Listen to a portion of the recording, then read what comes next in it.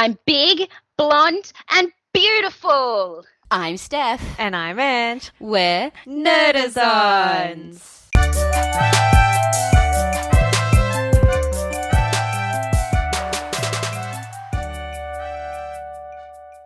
Love it, love it, love it, love it. Yay! So this fortnight's my choice. I thought, why not go outside the box and let's do a musical. So we're doing the 2007 versus the 1988 version of Hairspray. Oh my I am goodness. so glad you chose this. So I was am I. obsessed with the musical. I saw that when it came out. Did you? Yeah, I did. I was so obsessed with the soundtrack years ago when it came out in like 2007. I was just finishing school at that point. So yeah, I really freaking loved it. And I always thought it was just based on like a Broadway musical and didn't realize that they were based on this film. I know. I didn't realize. So I wasn't ever interested in the 2007 one because it was straight off High School Musical with Zac Efron. And I was like, High School Musical? No, thanks. Yeah, And yeah. I was like, no, thank you. And then I saw that the original was done by John Waters. Oh, my goodness. I love him. And I love him especially because Crybaby is literally one of my all-time favorite movies. Yeah. I loved it so much. Me and my friend growing up every weekend, no matter whose house we were at, we had to rent it. Then by years went on and the guy just went, here, just take it. Like nobody else rents it. We thought we won the friggin' lottery. So, That's cool. and they just brought it on DVD. I brought the sing-along version. Yeah, that's so cute. I haven't watched Crybaby in so long. My DVD, I think, is still packed up in a box since I moved out nearly 5 years ago. And I'm sad because we were meant to go to the Crybaby musical in the Opera House, but it got canned because of COVID. If that comes back, please let me know and I'll come. Yes. Okay, so we'll start with the 1988 synopsis. A pleasantly plump teenager teaches 1962 Baltimore a thing or two about integration after landing a spot on a local TV dance show. And then 2007 says the exact same thing. Pleasantly plump teenager Tracy Turnblad teaches 1962 Baltimore a thing or two about integration after landing a spot on TV local dance show. Do you know, I actually think this is the first time it's ever been the same thing. That's so crazy. Also, I'm going to probably sound like a noob to this, but I actually never really read up on John Waters until this. I was reading up on it earlier when I finished the film. First of all, oh my God, I am so glad I watched that original. Freaking loved it. I really, I was expecting, because I'd seen the musical first, I was expecting the singing to come because I thought it was written off of a music. I thought the musical was first and that's why this was remade. And then when I watched it, I'm like, damn, the music. I'm just like clicking away, dancing away. Yeah. And I'm like, still epic. The story is still so good. The Broadway musical was the inspiration for the 2007 remake. Yeah. And the Broadway came from this film, which, I'm still mind blown. I didn't realize. Straight up, I'm going to give you two fun facts. I've got quite a few to do with this one. But did you know that John Waters was actually in both of the films? No, I didn't. He was in the original. Was he the teacher that gave her detention? No, he was in the original. He was the psychiatrist with the spinny wheel. Oh my God, he was so funny. and then he was also the flasher from Next Door in the first song. Yes. Oh well, my fun fact: John Waters, Tracy Turnblad was actually based on him and his life. No way. So this is where I had fallen down the John Waters thing, is that film, the original, was loosely based around him and his life. And I was reading up on it and he had quotes where he was saying, that was my youth, it was dancing. And the series, sorry, we're so not on structure today, but I have to tell you, because I was just like, oh my God, mind blown when I was reading it. The Corny Collins show was based on Baltimore's The Buddy Dean show, and it was cancelled because it never fully integrated. So the film was supposed to give the happy ending that show never had with integration. Isn't that crazy? That's amazing. And see, and this is, so I'm giving all my fun facts away. No, I've still got quite a few.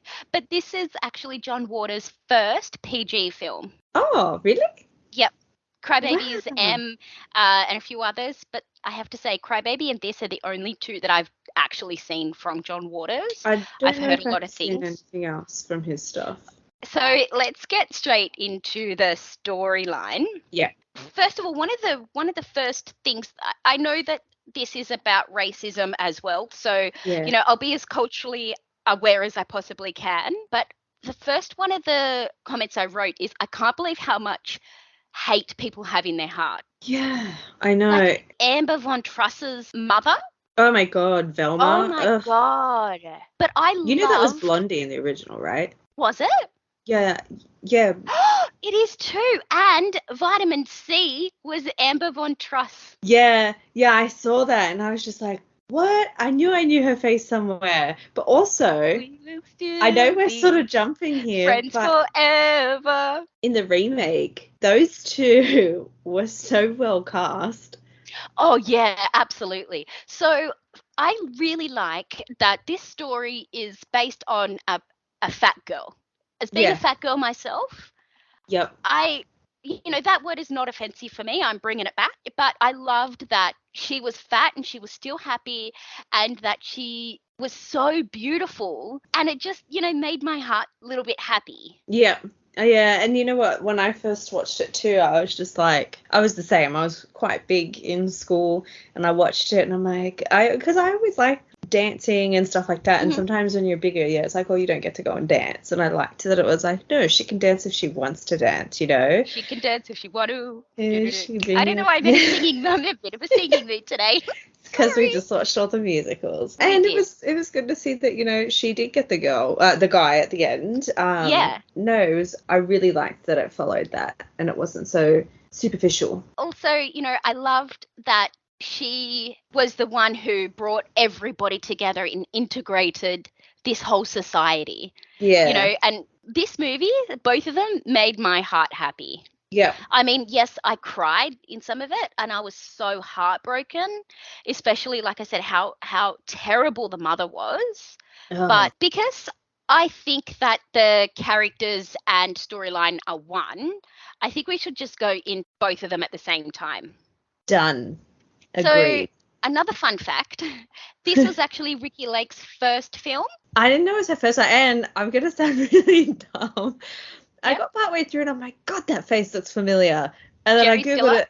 No, Ricki Lake. And I'm like, oh my God, how did I know? And then I'm like, oh my God, it clicked. And I'm like, oh my God, this is immediately like right before Crybaby. How did I not pick up on that, because I knew she was in that film. But I just, for some reason, I just didn't notice it was like her. This is sadly Divine's last film. I want to start with like Tracy, played by Ricki Lake, and Nikki Blonsky. Yep.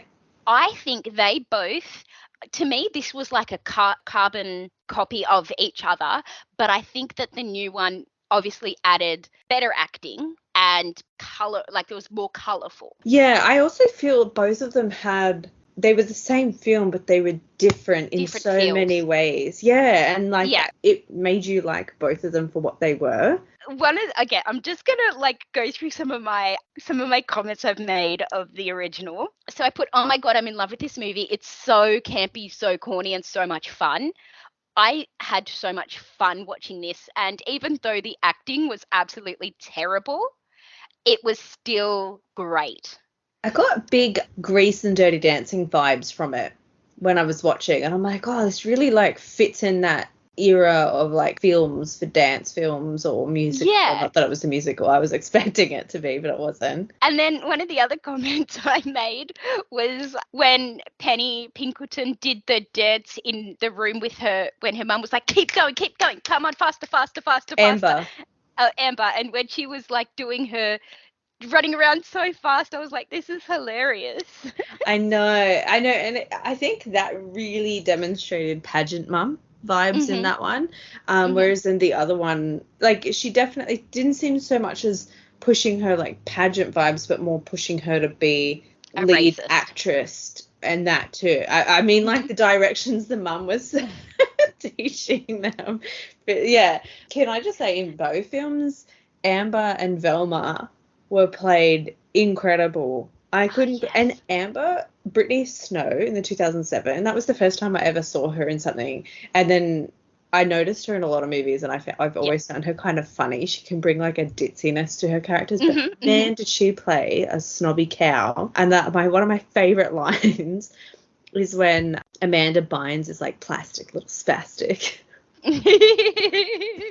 They definitely portrayed a lot of hatred, like elitism, as you said, racism. You know, definitely brought that rich snobby element to the characters. Also, I really liked the fact that when Tracy gets her first campaign and she's at that clothing range, and that she's doing the live on the show, she's doing the runways, and I really like the fact that the owner of the shop is like, yeah, come on, Big's beautiful, come on down, you don't want to look like a dag. And I'm like, I wish that was around now. Like, I wish we could find clothes that are like that and be so accepted. Yeah, I agree. Yeah, and I thought that was really cute. But oh my gosh, the dancing and the singing was amazing. Fun fact, so John Waters actually said all those dances in the film, they weren't in the original, they weren't made up. So they were actual dancers at the time. And wow, he actually got kicked off the Buddy Dean show for doing, it's called the Dirty Boogie. And it was a dance that you weren't allowed to do because obviously it was a little bit dirty. But yeah, they were actual dance crazes. I'm pretty sure I read somewhere that the Buddy Dean show got axed because all the dancers, they like crashed it, all of them, to make it integrated. And then the show got cancelled from there. I'm going to go a little bit serious for a second, right? But to me, it seems like such a lifetime ago that it was still integrated, and I can't bring my head around to think that existed. I know, it's horrible. I think I studied it in year 8 or 9 history. I think because we really briefly only touch over civil rights here in Australia. We do tend to do a lot more. We always have Australian history, like usually World War I, World War II are always in it, but I'm pretty sure I did cover civil rights, and it's like the most saddest thing to research. It is. It's horrible. And I feel, just looking into the two films here, I do feel that the second one portrays that a little bit more better, like when they're in the dance hall and they have that clear divider. But I also find it really sad in the second one when they're just saying, oh, we just want to go and have a dance, and it's like, well, you can't come in. It's simple as that. And it's just like, to be confronted with that as well is really like heartbreaking. And Penny's like, well, no, if they're not going in, I'm not going in. And I think you're right. Like, the original kind of focused on her being a bit bigger and her mum being big with got to take the diet pills.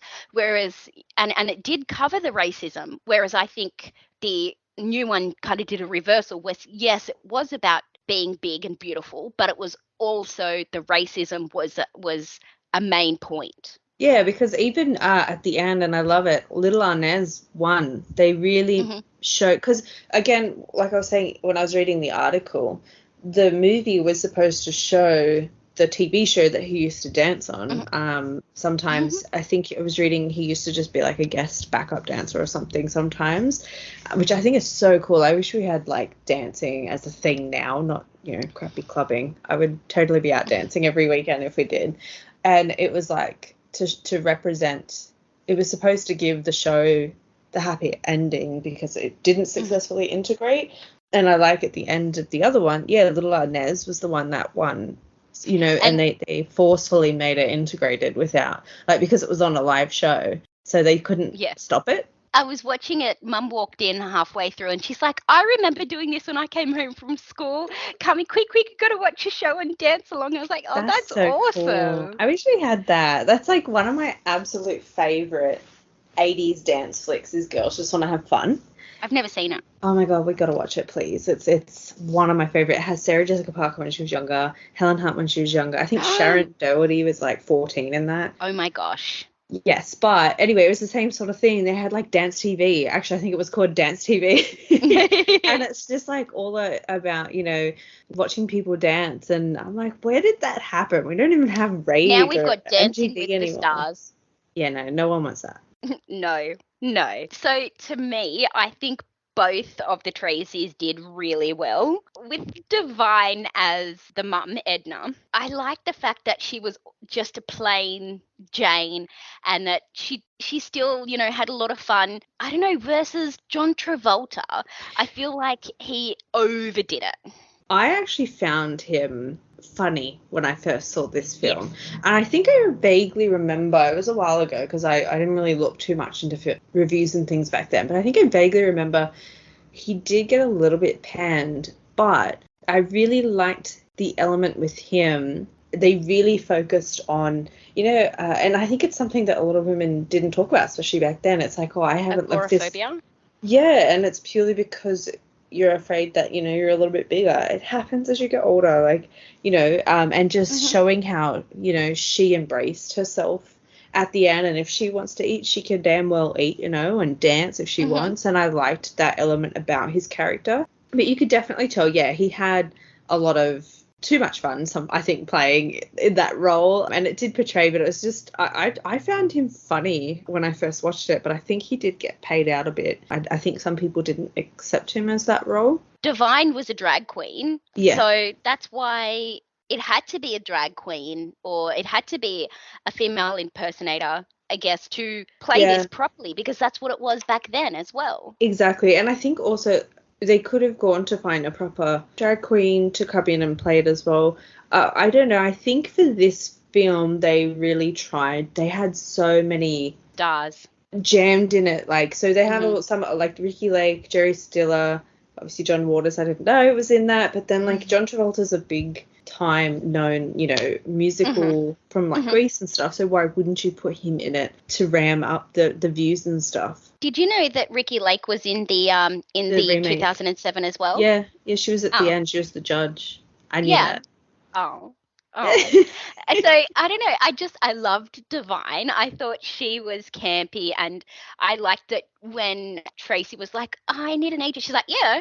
Everyone was calling. She's like, yes, of course I'm Tracy's agent. Yeah. Absolutely. When she went to the clothing shop to be the spokeswoman, she's like, you get an outfit a month, and she's like, throw in a caftan and you're in. Yeah, I know. She was so good. I was reading also on set that people actually thought she was just a regular person from that neighborhood that they were filming in, and they would come and talk to her thinking, oh, what's happening here, and things like that, because they just thought she was just someone in that as a part of the neighborhood. That's awesome. One of my other comments is that I love the fact that when Tracy was on the show for the first time and that she had all of those fans coming, I loved how it was only like 6 people, but they made it sound like there were so many more people. Yeah, and they had that like really high-pitched squeal that I think it's going to sound weird, but it sounds different. I think, people from the 60s squealing compared to, girls that you'll see now squealing at a concert. It just sounds different, and they really had that vibe. But Amber was such a cow when she came out of the thing and into the car, and she wouldn't even acknowledge them. And I'm like, girl, they are your fans, and they are making you a star. At least acknowledge them. Yeah. So do you want to get into Amber then? Yeah. Well, I think I've said what I've said so far. The pimple scene, oh my god, at the start. Oh, that's my other note, is that, oh my gosh, the pimple scene, that was so gross. But that's what John Waters did to me, just like hilarious. It was nothing, and then it went and then it landed on the ground. I was like, oh, and she picked it up and flicked it on the ground, and I was like, oh, that is filthy. How dare you flick that on the ground? That is disgusting. Like, Mummy, you get it. Mummy, you'll get it. And just pop it. Oh, that was so gross. It's just such a spoilt brat. Like, both of them was like such spoilt brats. And you know what I find really interesting? If you compare the Von Tassels in, that film to the musical, the dad isn't in the remake. However, Amber and Velma were able to have the same amount of bitter energy that whole family had in the original. And it just, Yep. I just can't believe how well they played those bitter, sour people. Both of them were on point. Like, I hated both of them so much, where I was just like, you're disgusting. I want nothing to do with you. And that's what I loved. And I loved Wilbur, played by Christopher Walken and Jerry Stiller. I loved both of them so much. And I love when the dad was talking to Tracy in the original, and he's like, do you think I get up every day and I don't like my job? And it's all, he goes, I love my job. And I was like, oh, that's awesome, you know. And it's so cute. Jerry Stiller is always great. Yeah, but exactly. I also think that, like, Christopher Walken, he played kooky so well. And I loved the part where in the remake where Christopher Walken and John Travolta are like having a dance in the outside, and he's like, I just love you. You're my most beautiful woman. And I was like, oh, this is so beautiful. I know. The soundtrack we'll talk about, actually. No, Angela stuff. We're going to keep a structure. No, I really love that scene. And it's funny because with Christopher Walken, I think this is where I was saying, I think John Travolta and him, they must have had a little bit too much fun, because you could almost see him break character a few times, especially when they almost go to kiss. You can see that there is a natural smile on his face. I think that, they did it really well. Even they had chemistry between them as well. Whereas, I don't know, the dad, I mean, Divine and Jerry Stiller in the original didn't feel like that they were as connected. Correct. I just feel like they were like, you know, parents that stay together for the sake of the kids and just are civil with each other. I didn't feel like it got to that point.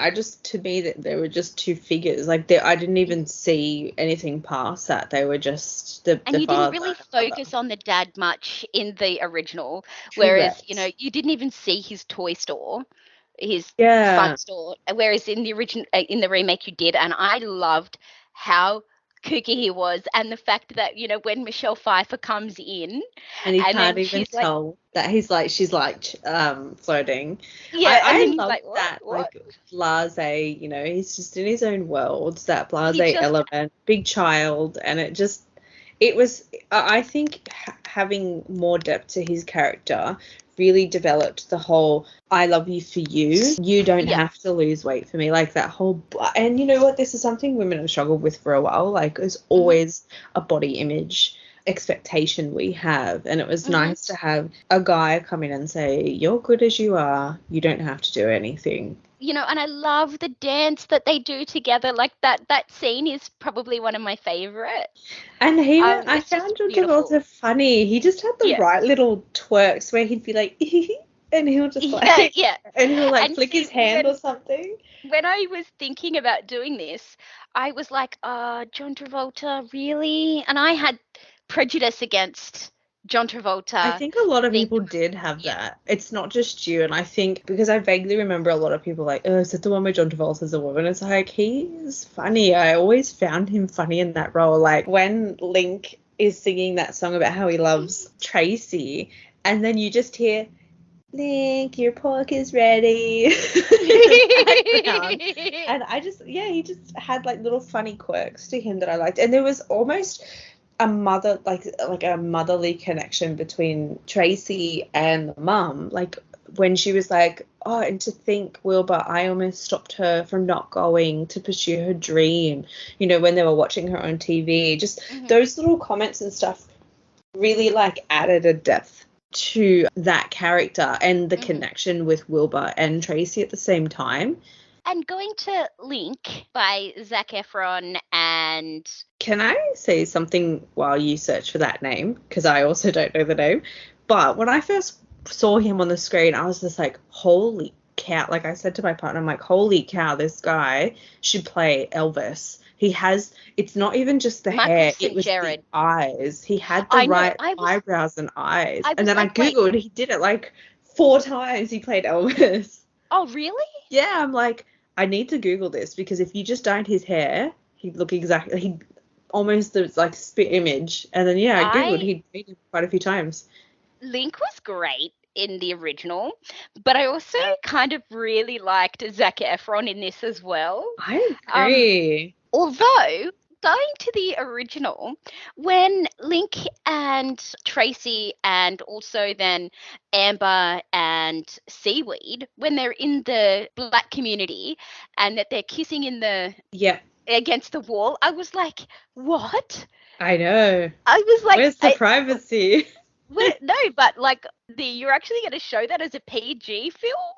What? Yeah, well, again, back to this fun fact I have around John Waters. This is like a new insight to me, but he was saying he used to live like on a border between a black community and where he was, and he said sometimes you used to hear the homeless like walking around and singing, and he said that's just how it was. Like parts of it are true, so because someone walks past and they're singing while they're making out. So he said in a way part of that is true.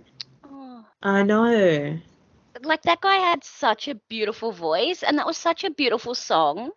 And it's totally going to put you in the mood to continue making out. And obviously. Sure, this wall isn't going to and stop me from thinking someone else is like making out with me. How good is it when Velma goes into the black community and she's just like, stop, do you want my wallet? And he's like, yeah, all right, I'll take your wallet. No, that was Peggy's mum, not Velma. Oh, Peggy's mum, sorry, yes, Peggy's mum. Oh, man, she acted so stupidly. But actually, can we move on to Peggy's family? Yep. Amanda Bynes is probably the only one that I feel didn't sit well in the new one. She was I have nothing against her. I've always liked a lot of her films. But after now having watched the original, when I went back and watched the remake, I was just like, you know what? You don't quite sit. And I think it's because in most of her films, and it's the dress at the end that gets me, because in most of her films, she always, like, What a Girl Wants, I'm pretty sure she does it, and She's the Man, she always has to wear something skin tight. And I'm like, she didn't have that in the original. She was just a ditzy girl who enjoyed dancing with her friend. She wasn't a girl who's all dolled up like a pin-up model, you know, and then they bring her out in that. And I just thought, you know what, you didn't have to have that. I get it. And I don't know, I like her as well, but I'm just like, there could have been somebody else who I think would have been better at this job. Because, I mean, yes, okay, Penny was a bit of a ditz, but like, I don't know, I just felt a bit off, but I just loved the fact that Penny's mum was just in the community and, do you have $5 to you so I can get some wine? Yeah, here you go, take my wallet, run away, quick, don't hurt my family. And I love that, like, he literally just took the $5 and he's like, here you go. And I love that everyone was just laughing at her. And, everyone was laughing at it. It's so good. But back to the pennies, if you watch them dance at the end, so one of my favourite songs from that soundtrack was always Run Until That. And I really did enjoy listening to Seaweed and Penny sing in their songs, and I always did ever since I first watched it. But if you go back and rewatch it, what she's wearing is so different to what everyone is wearing. They're all wearing their billowy dresses, and then you've just got her in the skin tight. And it wasn't until I had watched the original, I'm like, you know what, you are so out of place, girl. Like, she's the only character that I feel I actually do like the original more than her. But like I said, I've got nothing against her, and I've always liked most of her films. I liked the original hair for her as well. Yeah, they didn't have that. Like, they tried to still make it nice, I think, for her. And I love the fact that Tracy's hair, when they're like, it's too big, you've got to go to the principal's office because your hair's too big. But that seems like legit. I feel like if they were harsh enough back then to measure girls' skirts, and I think they still do, I could believe for sure if the hair was too big, you'd be sent there. Yeah. And I hated that they put them in the, I'm going to say this word, I hate it, the retard group. And that like made me so just, that they. But I love that she called him out on it in the beginning. It's like, you've deliberately put them in that class when they don't need to be there. On to Penny's parents. I effing love Alison Janney. Janie. Oh, she's amazing. She is so good. She's so funny in her own little ditzy way. I love when she throws the book in the air, and I'm like, that is such a something you'd read about how someone throws a book in the air, but she just like threw it in the air, got up and fell over the coffee table when she saw him on the TV. She had her own quirks, but can I just say how horrible her parents were in the original? They literally put bars on her window and a barred door on her bedroom. And a psychiatrist. Who was doing electric shock therapy. I know, but the fact that he had one of those spinning wheels and was like, oh. Think of all the white boys in your school. Yeah. I know, that was so. But going back to Alice and Jenny as Prudy Pinkerton, I liked the fact that when the two girls were in there dancing and she's like, come on, we've got to go. And she's like, how much was my laundry? $3. She's like, yeah, well, I got to get your stains out somehow. I think that was great. She's like, shh, don't talk about that. Yeah, and I love how, like, even though when she like, the girls were in trouble, but she was still like, bye, Edna. Like, she still had that, like, she changed so quickly. Yeah. And I love that there was, she just had, if you listen to the things she said, that, like, her life was just as effed up. I think because her dad was in jail or something. Pretty sure when she was watching the news, because Tracy was, on the run, and I'm pretty sure they mentioned how her dad is also in jail. That's why it was just them two. But I think eliminating those dads, because you got rid of Amber's dad in that one and you got rid of Penny's dad. And I think by doing that really strengthens the relationship between like Tracy's parents. It's like, yes, they're not that solid Christian family like Penny's, or they're not that rich family like Amber's, but there was love in their family, and it showed so much more because you didn't have the other characters there. I agree. And it's great that they had a role model of two parents that do love each other. And especially in the remake, you could see, I'm going to reiterate this, but you could see how much love they had for each other. Yeah, exactly. And I think some people, like you said, they do have a bit of prejudice against John Travolta in that role, and it's like, give it a go. Like, I didn't know anything about this when I saw it. I'm like, heck yes, I think he was perfect for the role. He was good. He was. I really enjoyed it. Yeah, now I understand the whole Zac Efron thing. You know what? Yeah. I'm with you on that. I was never a High School Musical girl. I actually don't think I ever had a crush on him until I watched him in Bad Neighbours. No, it was New Year's Day. And that was when he first had that, chiseled, like, jawline with a bit of stubble, a bit of hair. And because from there see him in Gold Rush, the one on Stan. Oh my gosh. Has he got a bit of, like, grey? Yeah. Okay, I've seen a picture. He gets in the desert because he's found off track. Oh my God, that's not like us. Where he's out in the outback in Australia and he finds a big piece of gold and he has to like stay there while somebody else goes and finds, to be able to dig it up. And okay. Yeah, but it was New Year's Day. And which, fun fact, interesting, Michelle Pfeiffer was in that one, and she became his like New Year's Eve kiss. Aww. Like, she was like a woman broken down on her luck, and like she played it really well, very different to the character in this film. And then he's like, I think he was helping her get through some stuff, and then he's like, you know what, I'll be a New Year's Eve kiss. But he was so like, that was when he turned from a boy to a man. It's like, okay, I see you now. But I think the black hair really made his eyes pop in that film, and I was just like, oh, hello. I adore Michelle Pfeiffer. Oh, she hasn't done a bad film. I don't think she's ever done a bad film. Yeah. And I just think, she's done bad characters, like nasty people, but she plays it so well. I mean, look at her in Stardust. She was a complete piece of trash then. But oh my gosh. And in this, we were talking about before when she was trying to like get it on with Wilbur, and he's like, whatever, and she's like doing so well to like try and seduce him, and he's like, got a clapper on his hand. He's like, bzz, bzz. Yep.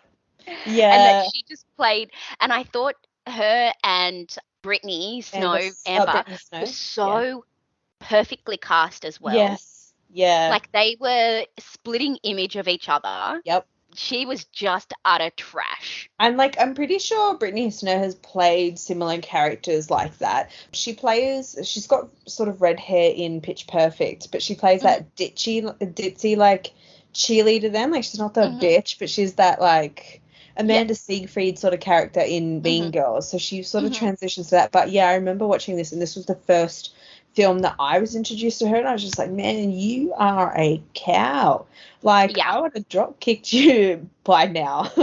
And Tracy's got some, like, weight. She could pack a punch. And what about Corny Collin, played by Sean Thompson in the original and James Marsden in the remake? Can I just say James Marsden has that typical chiseled face with the big, you know, shiny, pearly white smile, hair parted in the right way for, like, the 50s. And I was just like, I know. Whoa, you're so perfect. I know. I was like, you look like you could fit in without even trying. Exactly. In the 50s. And even when he had his 50s voice on.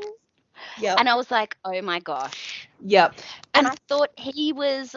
In the original, I like that he was like, no, we're trying to become integrated, but it's the big boss that says no, but I really want to. And I like that they still kept that in the remake as well, where, you know, he didn't care who was on the show as long as it still got the ratings. Exactly. And I like in the original, he still kept, like, a level of decency with his with the dancers. So when Amber was being, you know, rude, he kicked her out. And he's like, you're suspended for a week. Go.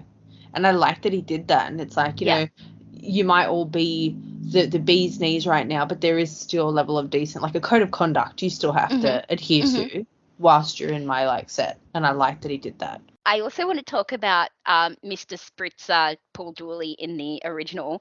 He was such a grotesque. He was the big boss. He was, I think, exactly what you would have seen back then, like rich, fat white guy, nasty. Just reminded me of, like, a pig. Yes. Like, I think they even had his shirt semi-popping, and I think that they really oversold that. But, yeah, he was just this nasty. And I think because, like, they have deeper voices, he had that level of power that he could just throw. Like typical Hollywood. Yeah. Type, yeah. Where he's like, you want to integrate? You're fired. Like, he just didn't give, pardon my language, he didn't give a shit about the show. He just wanted the revenue from the show. Exactly. And you could really tell that in this movie, for sure. Yeah, and obviously, I think, again, that just portrays a little bit to the real example that John Waters experienced, and they refused to integrate, and that's why the show went out. I'm going to go down the John Waters hole, I think. I'm going to give it a go. Read up on it, because I was just I'm going to watch some of his movies as well. I think I will. I know as this well. is a bit kooky. But you know that I am kooky, and I always like kooky stuff, so. You're kooky and you're spooky. Yeah, I am kooky and spooky. I like spooky stuff too, so maybe he's the director I should have watched years ago, but I never did. I only watched Crybaby. And it's funny that this is set in Baltimore, and so is Crybaby set in Baltimore as well. Lol. Oh, because obviously that's his upbringing, you know. Yeah. So I can see why. But I love when they, like, use the language of, oh, my God, I can't believe you're such a square. Like, I love when they, like, insult people. Also, this was my first introduction of the original for the term hair popper. Yeah, I'd never heard of that word. I was just like, what? Yeah, it was so interesting. I'm like, cool.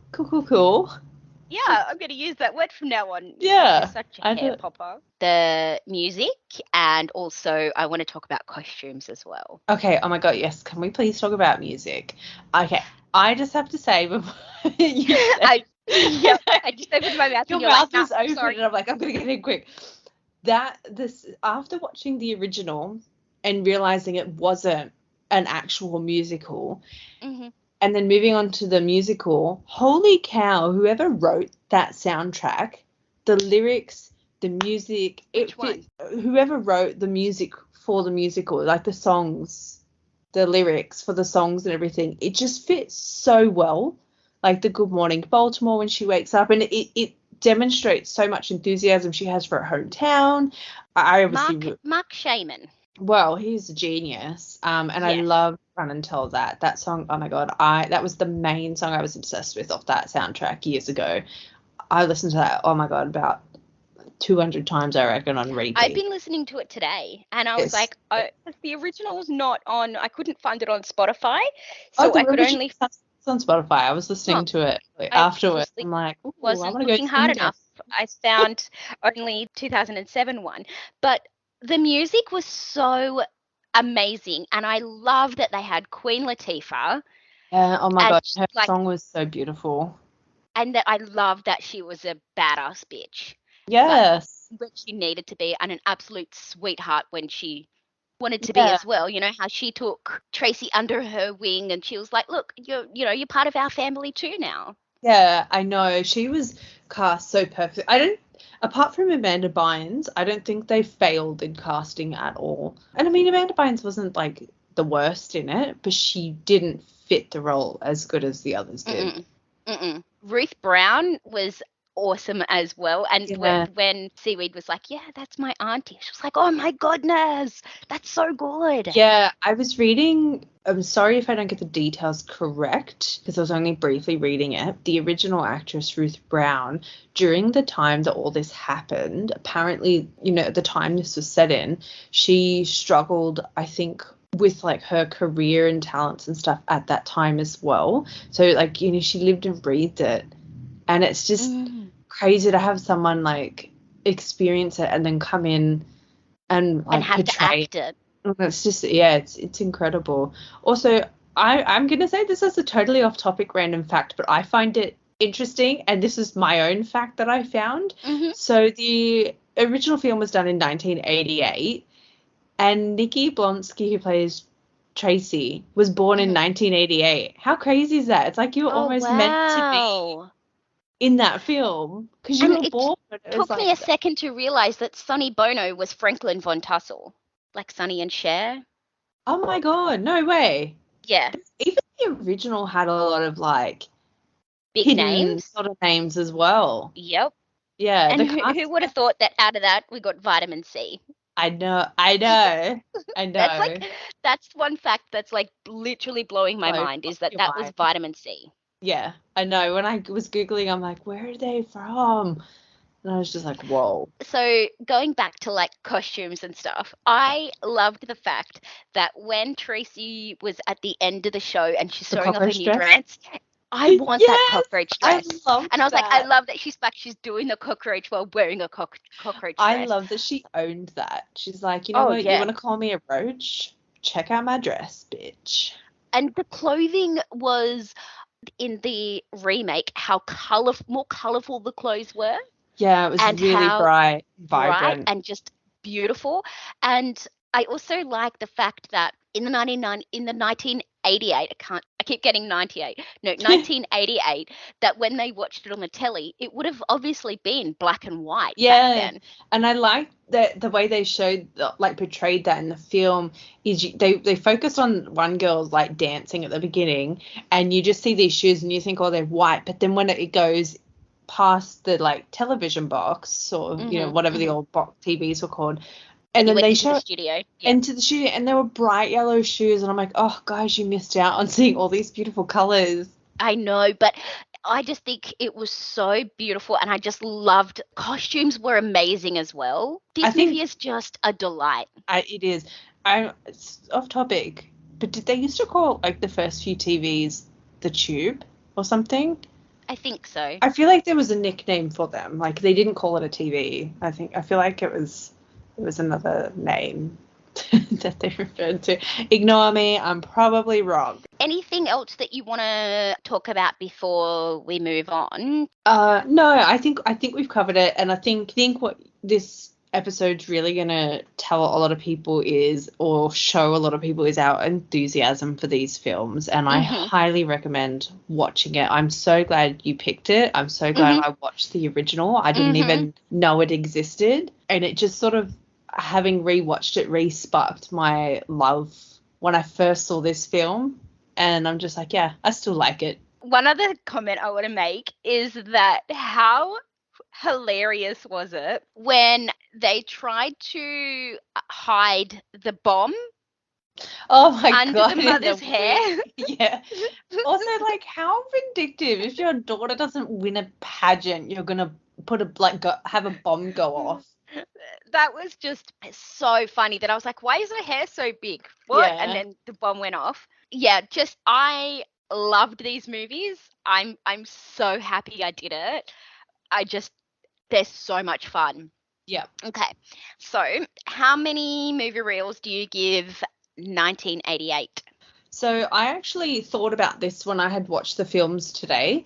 I'm giving them both the same mark. I think they're both really good. They have their own direction on the story, but the story still comes out strong for both of them. And it's still relatable today as well. It is. It's really relatable. And I think, one has the dance and the other has the music, and I love it. And I love that about it. So I'm giving them both a 4. I'd watch them again. I'm contemplating 4.5. No, I'll stick with 4. Love them. I will rewatch them, and I'm so glad I watched the original as well. And they're just both great. So I'm going to give them slightly different reviews. I'm going to say that Hairspray 1988 is going to get a 4.5. Yep. Because it is just a delight. Yeah. It is. It's just the right amount of camp. It's just the right amount of the acting was just without being bad acting and without being like phenomenal acting. Yeah. To me, it was just perfect. And I loved that John Waters was the psychiatrist, and that just cracked me up. And just like the pimple part and just like those little quirks in it made it that. Hairspray 2007 and giving it a 4. I didn't come out of it thinking I was such a delight.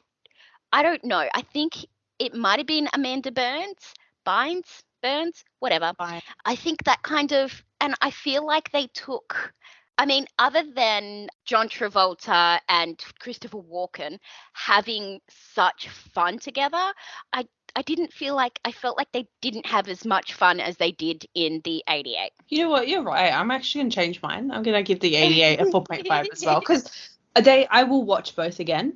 I have watched the musical. The musical's great, especially if you want that musical vibe. But yeah, now that you mention it, I think the 88 is better, and I would 100% watch that again. And for me, with the 2007, every time I watch it, I feel like getting up to dance.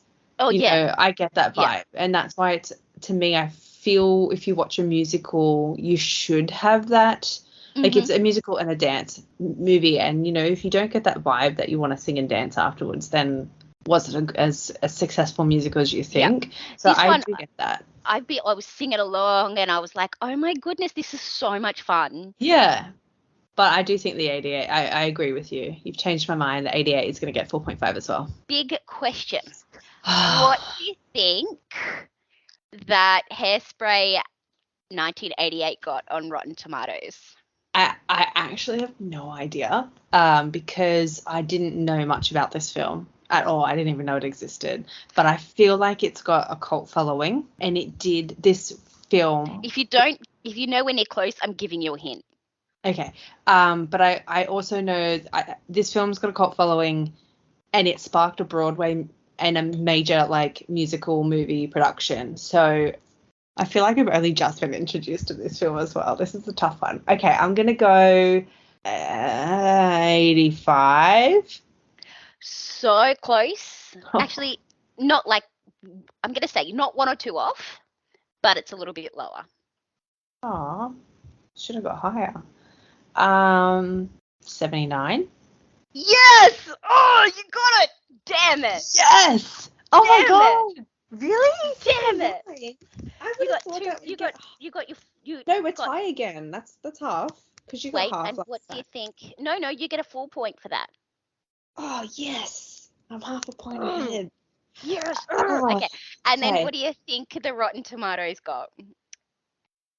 You mean the 2007? No, the tomato meter. What do you think the tomato meter got? Yeah.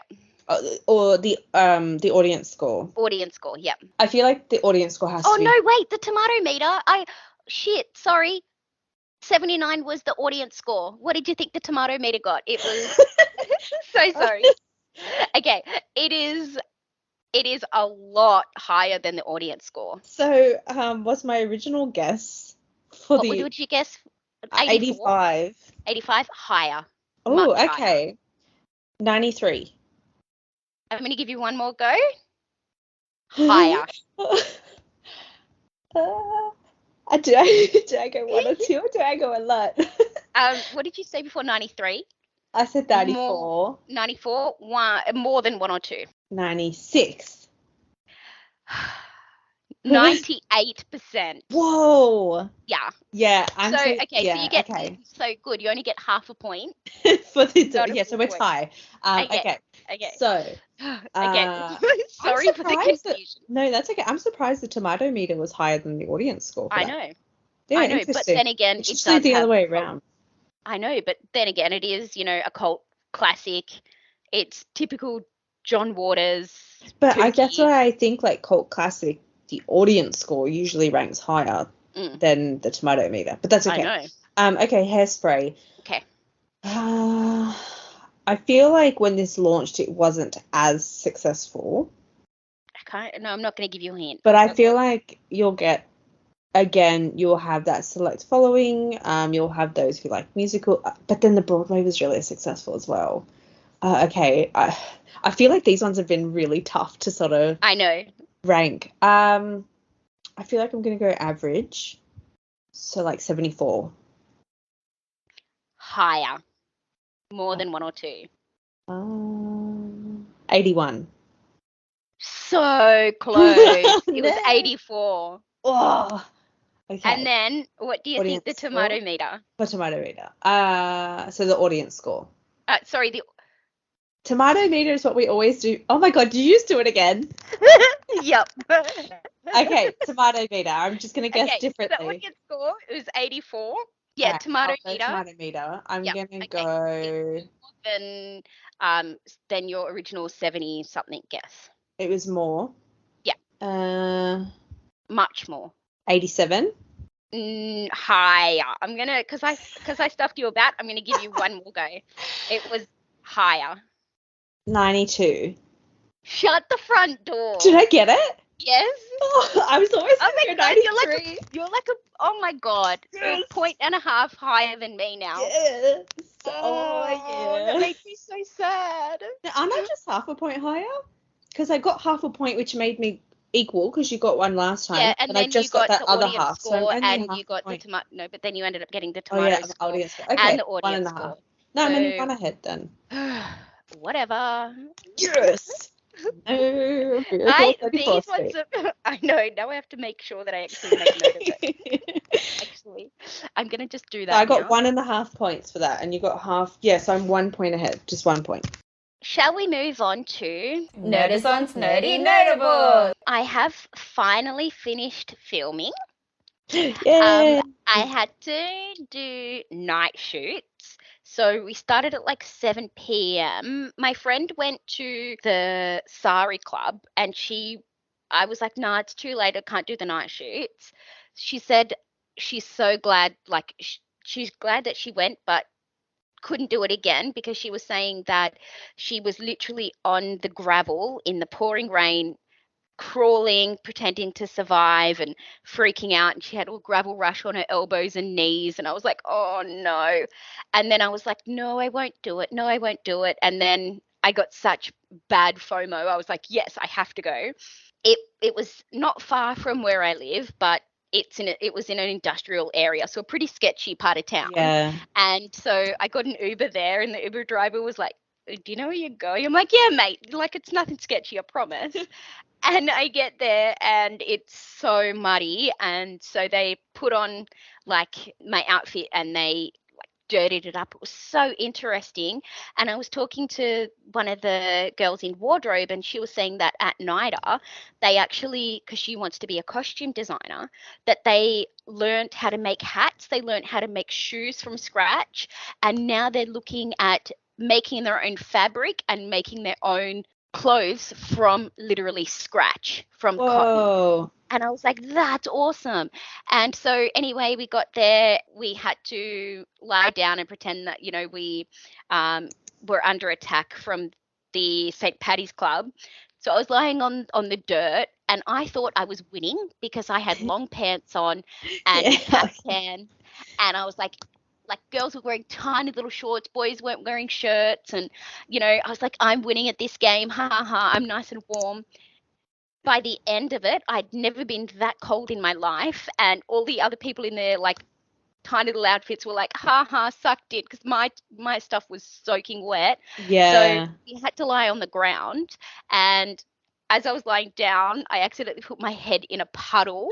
I was like, oh no. So we had to do that a lot, and then they took us out of the club, and we were down the street, and they had all cars on fire, and that was really cool. It was actually also really warm. And so they had like put the cars on fire, and then all down was like bits of body parts that looked so realistic, and there was people in the cars. It was just amazing. It was so much fun. And then one of the main actors, he was set on fire as well, and that was just so cool, and I'm glad that I was part of that experience. Oh, I think that's awesome. I can't wait for it to come out, and you might see me on TV. I'm really keen. You have to let me know when it comes out. I'll let everybody know when it comes out. Also, I've gone down a bit of a sci-fi route, and I'm currently watching American Gods. Oh, I want to watch that. I was going down a Neil Gaiman Oh yeah, I've gone down. I want to watch it, so maybe I might get the book. The only thing about American Gods, the series, I found out after season 3 it got cancelled, and it ends on like a giant. I'll have to just listen to the audiobook because he reads all his books on Audible. I know, but the show is incredible. And the other show that I started watching was called it's called Stand, and it's based on the Stephen King's apocalyptic vision of a world dominated by plague. And it's only a mini-series, and it's got Alexander Skarsgård and Whoopi Goldberg. Ooh. So it's kind of like good versus evil as well. Although when you watch it, it's quite gory, but more of like the boys typed gory. Oh, okay. But yeah, that's great as well. Also, sorry, I'm going to keep going because I've got a lot. I've got nothing, so. I read the Daniel Sloss book. Oh, yeah? I love Daniel Sloss. He is amazing. And the book's called Everybody You Hate is Going to Die. Yeah. I've seen the advert for that. And that's about it. American Gods, oh my gosh, I'm really late to the show, but highly recommend it. Yeah, oh cool. Yeah, for me, I'm just coming to the end of my trimester, so I've just been really deep in studies, so I haven't listened to any more of my books. I haven't really watched anything. So it was nice to have a day today and just watch those films and have a bit of a break. Also, I did also read Hitchhiker's Guide to the Galaxy for an upcoming episode. Oh, I have to also read that. I've got like 2.5 hours left of The Sandman Act 2. So I know I get really, really into audiobooks, and then I stop for a bit. And then I'm in that stage, I think because my studies were really intense this trimester, I was listening to a lot of music, so I did stop. I really need to go back and finish it because I actually this year... I can't wait for that to come out. Oh, me too. I let my Audible continue, so I had so many credits, and I'm like, I thought, you know what, I do like Audible, and I do really like listening to books. Hashtag, can you please sponsor us? I know, and I downloaded so many books ready to What did you listen download? to. So I've got to listen to, these are all my unread, Silence of the Lambs. Ooh. Yeah, maybe we can do that as an episode. Hitchhiker's Guide to the Galaxy I have to listen to. I got the Good Omens book, and it's read by David Tennant and Michael Sheen. I have that too. So I've got that, and then it's a biography that I've always wanted to read, but I never got around to it. The Ozzy Osbourne biography, read by him. And then I also got the Frankenstein. I really want to try and read that before the upcoming episode, but I got it just in case because I think it was a free one. So I'm like, all right, I'll download that. I used one of my credits to get a Star Wars book, Thrawn, and then I also used it to get Beautiful Creatures, which was a movie I watched years ago when I was coming to the tail end of high school. And it was a book that I'm like, oh, I'd like to listen to that. And then I just never got around to it. So I got a few. I am part of the library, so the library do free ebooks, so I've been reading some of those. But one of the ones that I got on Audible is, I think you might like it. It's totally down your alley. It's called More Bedtime Stories for Cynics by Nick Offerman, and that they read stories about cynics. So there's actually one with John Waters, but the one that I loved so much was read by Patrick Stewart, and it's called The Acid Reflux Man. Oh my God. And so yeah, it's really good. And then also it's got John Waters one is really good, so is the Patrick Stewart one, and so is Angelica Houston one. Oh, I'll have to give that a go. So they're just really, really funny. So it says short stories written in the style of a classic kid's tale, but with a decidedly dark and adult approach. Oh, I'll have to listen. Yeah. Yeah, I've been listening to those. Also, I'm up to Children of Dune, the book. Oh, good. So I'm going to start that movie, the TV series, because apparently they are quite on par with each other. So next month our episodes are, do you want to tell them yours first? I'm doing Death on the Nile. I know that as I was thinking about it, I'm like, I wasn't as pleased with Murder on the Orient Express. So I don't know how I'm going to go about this one. But I have heard good to watch. Really good reviews, and I love the cast. Seems to be amazing. Yeah. I mean, it's got French and Saunders. Yes. Yeah. I'm really keen. I mean, I've listened to the audiobook. You know, I'm pretty much ready for this one. I haven't seen the original, I don't think. Neither have I. So, yeah, I'm pretty keen to do that one. So my choice next month is actually going to be a listener's choice, one of our regulars who's been a long time listener of our show, very big supporter of our YouTube channel, Macca Jr. They've chosen to do The Good, the Bad, the Ugly, but with an international comedy remake, The Good, the Bad, the Weird. Oh. Yeah, which I'm really keen to do. We're going to watch that one together before we actually record it. I'm excited. Yeah, me too. A South Korean version. Oh my gosh. Okay, sorry. I'm just looking at it now going, oh, this looks so great. Yeah, but I actually know this person. They lent me the DVD because I couldn't find it anywhere. And I'm like, right, I need the DVD. So we're going to have a movie day and we're going to watch that one together. But we'll watch the original first. Can I just say, it's also got Lee, I'm going to butcher his name, I'm so sorry, Lee Boon-hun, who was also in Squid Game. He was the president. Yeah. Yeah. There you go. So excited. If you want to follow us on Instagram or Facebook, you can at Nerdazons. We'd love to hear from you at nerdazons@outlook.com. You can listen to us on Apple Podcasts, Spotify, iHeartRadio, and wherever you get your good podcasts.